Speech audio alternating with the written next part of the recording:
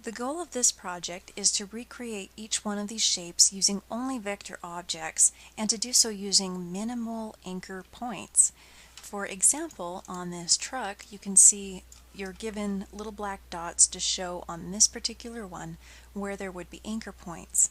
What you're really looking for is anytime there's a major change of direction is we're going to put a point, and what you'll do is take your pen tool and turn the fill off for the meantime. Outlining shapes with the fill on can be really annoying.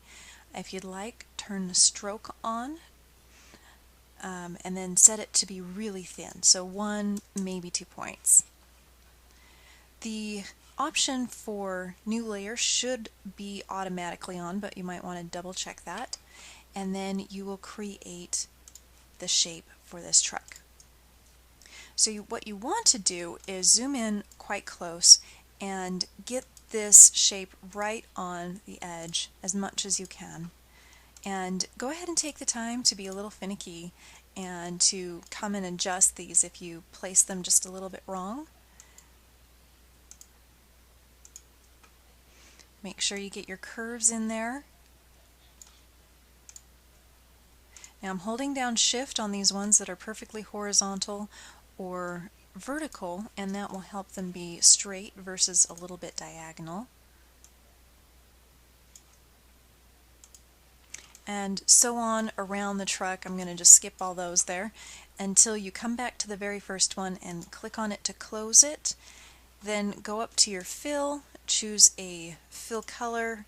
You can get rid of the stroke if you don't care to work with a stroke, and just take a quick look to see if all of the gray area is covered up. You want to be precise on this assignment, and it should be its own shape.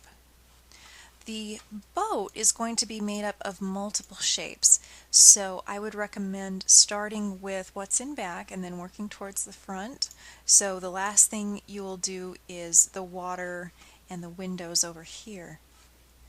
For things like the boat body itself, picture these as maybe paper cutouts, and if you were doing this out of paper, it wouldn't make much sense to also cut that wave shape out of the blue.